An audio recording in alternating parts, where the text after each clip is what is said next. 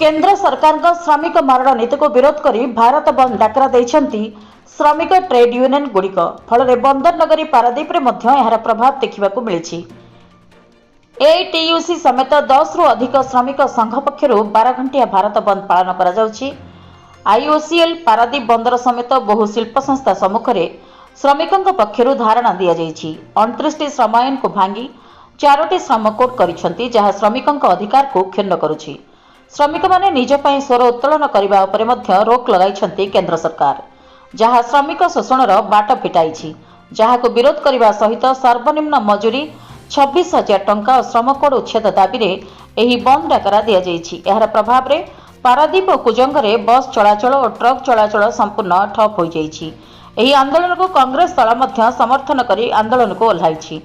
पारादीप बंदरर समस्त गेट सम्मुख में विक्षोभ धारणा दिया जाइछि।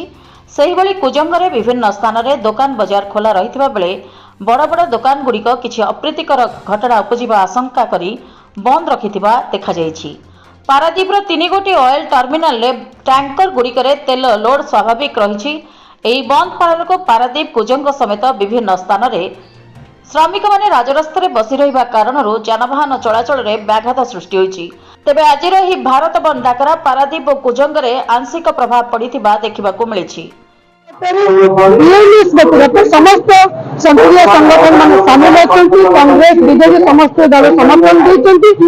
आज जो धर्मघट श्रमिक विरोधी सरकार विरोध में आज धर्मघट संविधान प्रणयन हवा दिन श्रमिक मानकर स्वार्थ श्रमिक मानकर न्याय को देवाई जो श्रम आईन या श्रम आईन को बातिल कर जो 4टी श्रम कोड सरकार तैयारी श्रम कोड को प्रत्याहार दाबी आशा अंगनवाड़ी प्राथिक समस्त स्कीम वर्कर मान सरकारी मान्यता प्रदान दाबी अवसर पर समस्त को 10,000 टंका पेंशन देवा मासक 26,000 टंका प्रदान इत्यादि दाबी आजिकार धर्मघट ए धर्मघट स्मार्ट मीटर विरुद्ध ए धर्मघट दर प्रत्याहार दाबी धर्मघट शिक्षा आईन जो शिक्षा आईन को प्रत्याहार दाबी धर्मघट विद्युत बिल आईन प्रत्याहार दाबी आज धर्मघट पालन होती।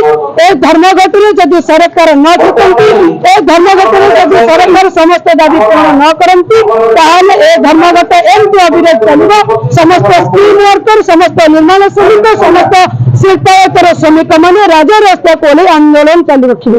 आज आंदोलन होती भारत वर्ष में केंद्र सरकार जो भाव में श्रमिक समय मिला 40टी समय को भांगी समर्थन कर जहाँ संपूर्ण भाव में श्रमिक मान विरोधी आज आंदोलन होती जो मैंने साधारण समस्या समाधान करती देशर समस्त समाज आज सरकार भलेंटियर हिसाब से सरकार जन मंत्री हेले जन विधायक हेले तार एकाचक दरमा 3 गुण बढ़ीगला बेले जे साधारण लोक मेहनती मनुष्य जो मैंने कि दिन को 2 मुठा खाया पाती जो काम कर सरकार एक स्वेच्छासेवी भाव में गढ़ी जहाँ आम दाबी रखुचु सर्वनिम्न 26,000 टंका ये आंदोलन यही दिन सारा भारत वर्ष आज आंदोलन होती देखिए जगतसिंहपुर जिले में कोण अनुकोण सब जगह आंदोलन चलती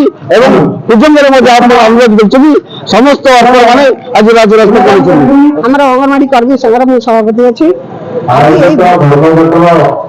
आज धर्मघट आमर न्याय दाबी सरकार पाखे उपस्थापन कर दाबी 26,000 टंका दरमा एवं अवसर पर 10,000 पेंशन सरकारी वर्कर को सरकारी कर्मचारी करने नियंत्रण करने एक दिन जगतसिंहपुर संतोष मल्ल रिपोर्ट जन अधिकार लाइव।